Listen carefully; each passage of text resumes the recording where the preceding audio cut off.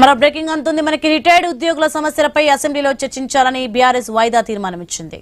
మాజీ మంత్రి హరీష్ రావు, బీఆర్ఎస్ ఎమ్మెల్యేలు అసెంబ్లీ సెక్రటరీకి వాయిదా తీర్మానం ఇచ్చారు. పెండింగ్ లో ఉన్న రిటైర్మెంట్ బెనిఫిట్స్, గ్రాట్యుటీ, జీపీఎఫ్ బకాయిలు వెంటనే చెల్లించాలని డిమాండ్ చేశారు. బకాయిలు రాక రిటైర్డ్ ఉద్యోగులు ఇబ్బందులు పడుతున్నారని చెప్పారు. ప్రస్తుత బడ్జెట్ లోనే రిటైర్డ్ ఉద్యోగుల బకాయిల కోసం నిధులు కేటాయించాలని బీఆర్ఎస్ పట్టుబట్టింది.